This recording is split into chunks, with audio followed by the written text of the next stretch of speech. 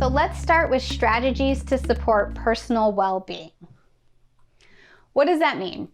So personal resilience building, again, is a component that helps support you. I just said it was all about the work environment and that it's necessary to look at the sources of burnout. So why work on personal resilience building? Well, it's still necessary, right? We still want to bring ourselves into the environment healthy. We want to make sure that we are a good working member of our work environment.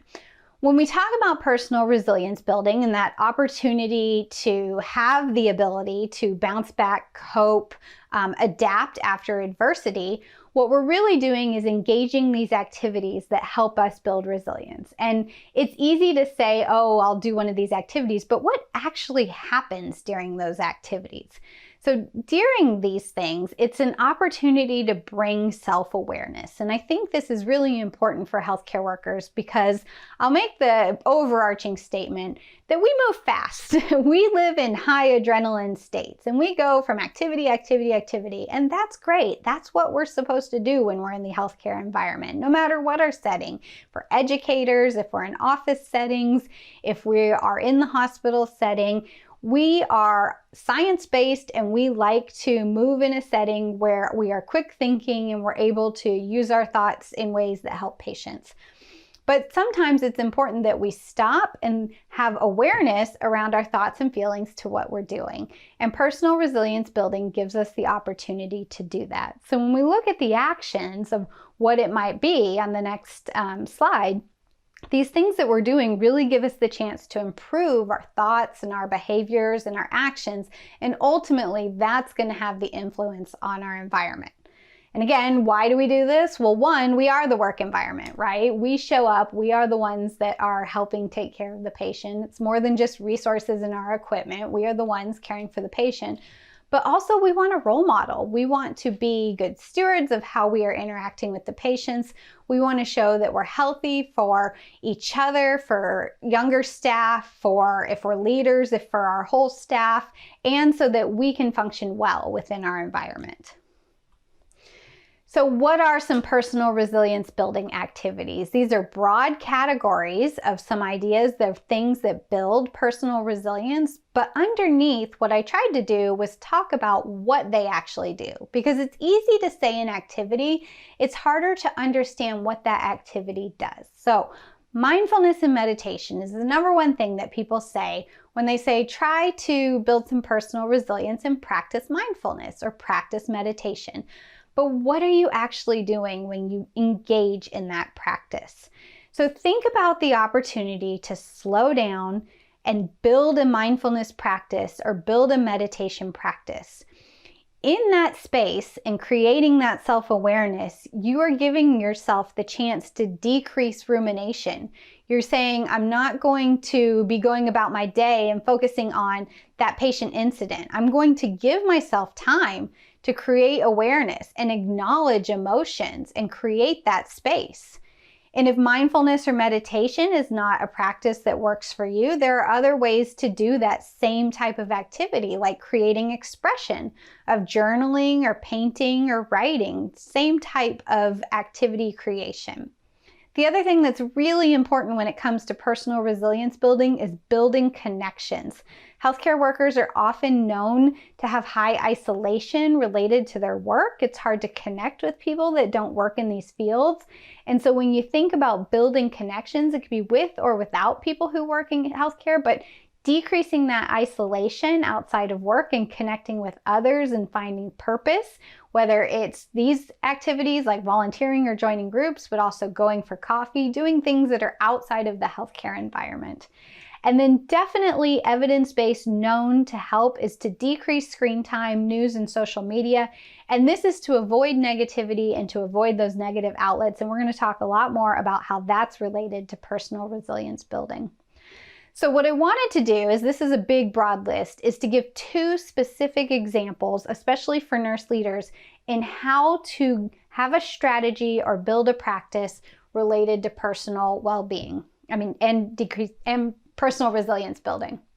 So the first one is decompression. And especially when we think about nurse leaders being in the clinical care environment, we are in this high adrenaline state. We're at work, back to back, either with patient care or with meetings or with activity after activity. It's often nonstop. No matter what you're doing, it's not easy. And so when it's time to come home, we don't want to be in that high stress state. It's great for when we're at work. We want our brain firing. We want to be doing those big activities. But when we come home, we need our body to move into a lower adrenaline state, and we need our brain to be relaxed. This is how we function as human beings. So it used to be, we'd say compartmentalize, leave all that at work and just come home and be at home. We know now that doesn't work, especially in this day and age. We have cell phones, people can contact us all the time. Sometimes some of us are working from home, so the transition from work to home is about 10 seconds.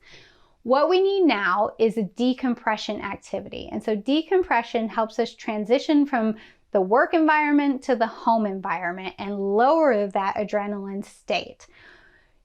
Any decompression activity, the idea is to enjoy your time at home and relax at home so that you can have better work-life balance. This decompression activity that I'm going to show you is called the Going Home Checklist. It's a series of steps that helps you move and transition through so that you can enjoy your time at home. Certainly you could do any other kind of activity. You could walk around the block. You could spend 15 minutes sitting in your car. The reason this is an evidence-based activity is because it helps walk your brain through steps to try to move your attention into different activities. So we'll walk through each one. This checklist is from my work. The Going Home Checklist is open to a lot of people. It was created in the UK. You can find a lot of organizations that share it widely. We share ours widely. So you can search for it on the internet or use it in different ways. Create your own if you have different questions that work for you. But the checklist should be used in a way that works for you. If you want to use it in your office before you step off the floor, if you want to use it in the car, if you work from home and you need to use it before you step away from your desk, it might be that you just want to do it for 30 seconds. It might be that you want to take a full 15 minutes to do it before you step away. But what I will tell you is it's not going to work on the first time. It's a practice that you need to build, and you need to take the time to practice it to train your brain to get into that mode. So let's look at the steps. The first one is to take a moment to think about the day. Often we go from activity to activity and we never look at the full picture. So go ahead and think about the whole day and how it was. And then go ahead and let your brain go to that thing it was going to go to anyways, right? The thing that was difficult, the conflict that you had, the patient that didn't go well, the staff interaction that gave you some pause, something that you know you're probably going to ruminate on for the night. But go ahead and let your brain go there and spend some time thinking about it. Then take a deep breath and begin to let it go.